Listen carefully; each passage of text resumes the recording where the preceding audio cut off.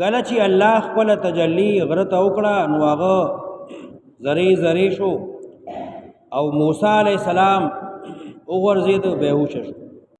لایکی کې شعر کې د الله د رضا د پاره دا د قرآن د قرآن ترجمه په پښتو په اردو دواړو کې سورت اعراف دا 146 نمبر آیات نواله تر 151 نمبر آیات پورې او اخر کې به تاسو ګورئ مخه د چې ترجمه شروع شي نو تاسو ته به کې قرآن هم خي او بیا به تکړه ترجمه ومي په پښتو کې به ترجمه هم کیږي. ویډیو اخر پورې ګورئ. کله چې خود کې راغې نو بیا د الله ثنا صفاتونه توبه وستا. موسی علیہ السلام الله چون کړو غوړه کړو پیغمبري ولا ور کړو خبري ور سره کړی وي نو بیا ولا تورات ور او دای ورته و فرمایل چې دا کلک اونسا او خپل قوم ته د دې بیانو کا چې دی منی عملو کی او کدی منی چا عمل اونکه نو جهنم ته به بوز. یعنی د دې پوها ولا نور کوم فهم ولا نور کوم. سوک چیز مکه کی تکبر کوي لوی کوي زما قرآن منی عمل نه کوي فکر نه کوي نو الله وی دل بزخپل د قرآن پوه نه ورکو. علماء غن اقوال لیکلی دي یو متکبر دی چې هغه الله د قرآن فهم نه ورکوي. یو هغه سړی چې زړه کې د دنیا مینا محبت ته هغه الله د قرآن فهم نه ورکوي. یو هغه سړی چې ګناهونو کې اخته دی او ګناهونو باندې اصرار کوي باغی دوام کی همیشګری کی ټینګ ولاړ دی هغه الله د قرآن فهم نه ورکوي. یو هغه سړی چې بدعاتو کې اخته دی هغه الله د قرآن فهم نه ورکوي. یو هغه سړی چې هغه حیا کوي شرمېږي تپوس نه کوي ځان نه پوه کوي هغه هم الله د قرآن فهم نه ورکوي.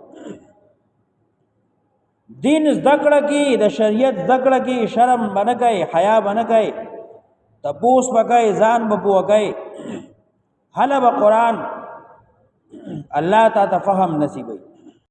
څوک چې دین باندې عمل نه کوي فکر نه کوي غور نه کوي ځان نه پوه کوي تکبر د وجې لوی د وجې چې زه ولې قرآن ته کښېنم زه خو ډېر لوی معتبر سړی ما ډېر د پیسو خاوند ما لوی سړی ما دا خبره چې د چا زړه کې راشي نو الله وی دله زه د قرآن علم نه ورکوم. سأصرف عن آیاتی الذین یتکبرون فی الارض بغیر الحق. زه اړوم د خپل آیتونو د فهم نه هغه څوک چې تکبر کوي ځمکه کې ناحق بغیر الحق نامناسب. وَإِن يَرَوْا كُلَّ آيَةٍ لَا يُؤْمِنُوا بِهَا کدی اومنی هر نخا هر نشانی هر دلیل یقین نکی پاغی. وَإِن يَرَوْا سَبِيلَ الرُّشْدِ لَا يَتَّخِذُوهُ سَبِيلًا او کوونی لار د هدایت ننسی غیلرا سملار.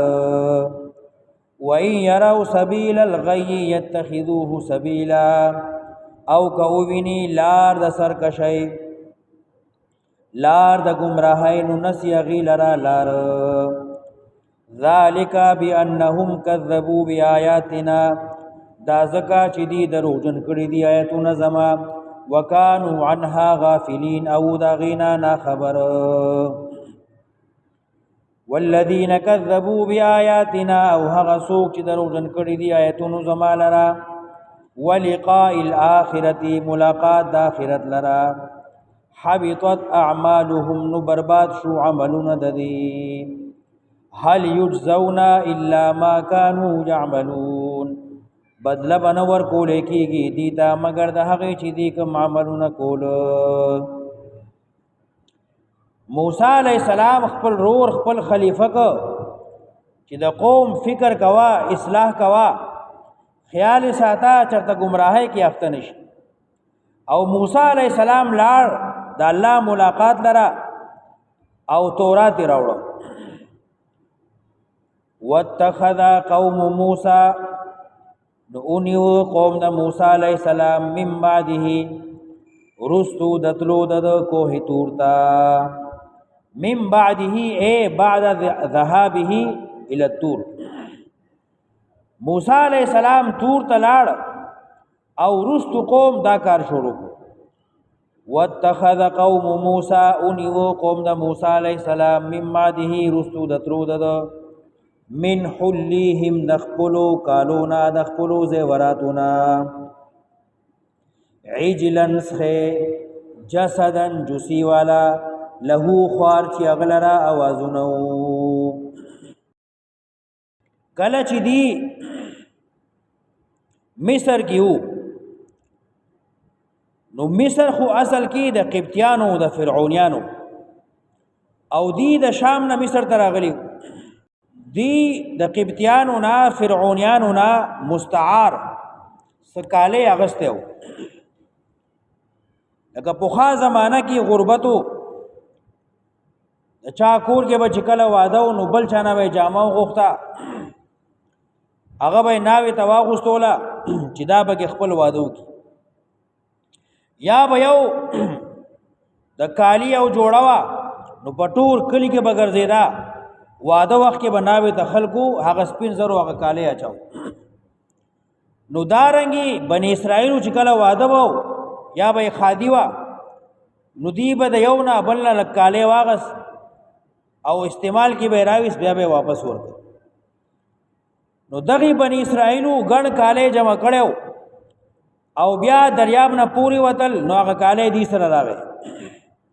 اوس واپس مصر ته خو نشي تللی هغه خلک ټول غرق شوی دی تباه شوی دی.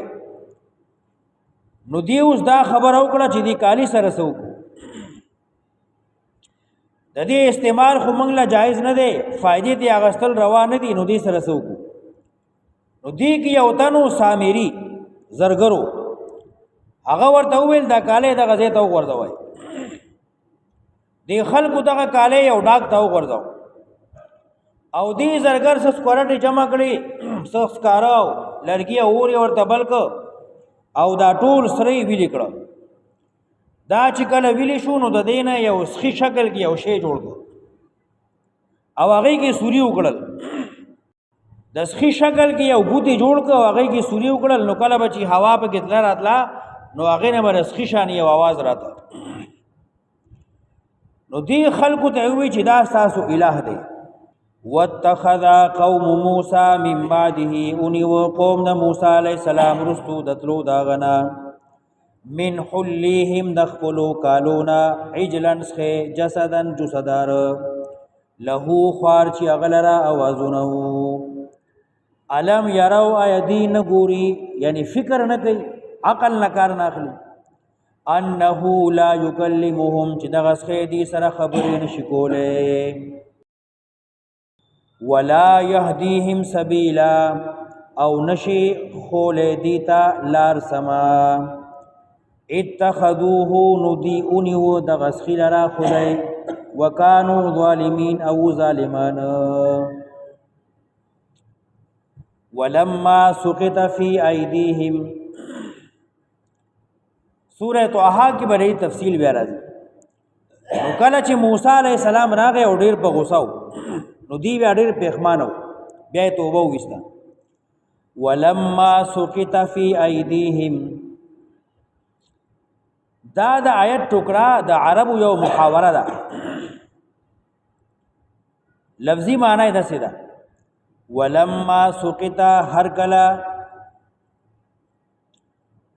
چې وغورځېده فی ایدیهم په لاسونو د دوی کې. ولما سقط فی ایدیهم سړی چې کله ډیر شرمنده شي پښمانه نو دا سر راټیټ کی خو سره فی ایدیهم نه مراد دا دی چې د دې ټول بدنونه. ولما سقط فی ایدیهم یعنی دی په دې خپل کار باندې ډیر زیات پښمانه و. پښمانه د وجې دی ټیټ شوی و.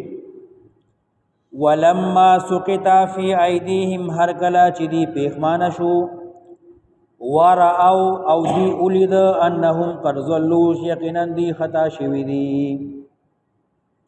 قالوا ندی اوی لئن لم يرحمنا ربنا کچرت رحم اونک منگ باندی رب زمنگ ویغفر لنا بخنی راتو نکڑا لنکونن من الخاسرین نخامخا شبا تاوانیانونا ولما رجع موسى الى قومه هر کلا چې واپس شو موسی علیہ السلام قوم خپلتا غضبانا ډک د غصې دی اسفن غمجن غضبان د غصې نه ډک دی اسفن غمجن قال نو فرمایل بئس ما خلفتموني من بعدي ډیر بد دی هغه کار چې تاسو جوړ کو رستو زمانتلونا بئس ما ډیر بد وکړو خلفتموني ایجاد ک تاسو جوړ کړه تاسو رستو دترو زما من بعدي پستاغي اعجلتم امر ربكم تاسو تلوارو کو د امر درب خپلنا والقى الالواح ويغرزوا تختی والقى الالواح اوس د تور غر نه راغې تورات ورسره ده چې لای پورا شو قام تراغه نو چې خلک شرک اختولی ده نو ډېر غوسه شو والقى الالواح تختی او غرزولی اوس دې باندې دا اعتراض راځي چې موسی علی السلام خو پیغمبر دی او الواح دا خو د تورات تختی دی لیکل شوی دا خو دا سیده لګي او سره چې قران وګورځي نو د تورات څنګه وګورځاو د دې علما توجیهات کوي تھانوی صاحب رحمه الله فرمایي والقى الالواح معنی دادا چې دې ډیر په غوسه او غمجنو نو تلوار کی دا دومره جلباز او تلوار کی چې دا تختی د سکی خوي نو معلومه دا شو چې دا لګو غرزولې نه دی دا په تلوار کی خوي بعض علما فرمایي د لاس نه او خوای دی دو غرزول نه دي د لاس نه خوای دي نو والقى الالواح کی خوی تختی د تورات واخذ براس اخيه او وینو د سرنا خپل رور هارون لرا سوره طه کی برازي چې د ګيري او د سر دواړو وختونه ونیو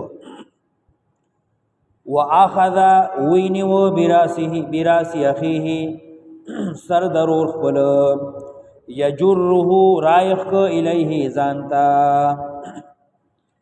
قال ابن امه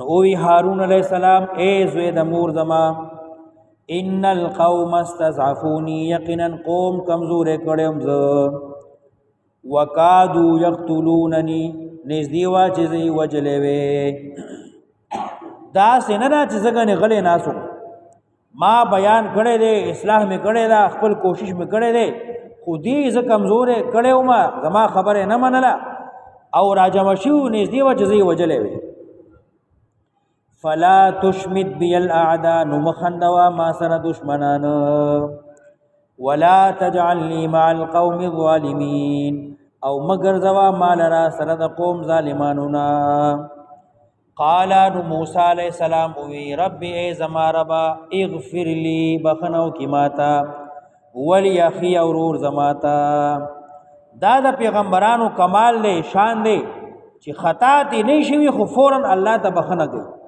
اغفر لی بخنو کی ماتا ولی اخی اورور زماتا وادخلنا فی رحمتک دند کی من بخول مهربانتیا کی وانت ارحم الراحمین یقینا ډیر زیات رحم کوونکی ای ماته وګوره ماته وګوره وس شعر کا وس شعر کا بیا بدنیر شي سکه وس شعر کا یا خو خدای پاک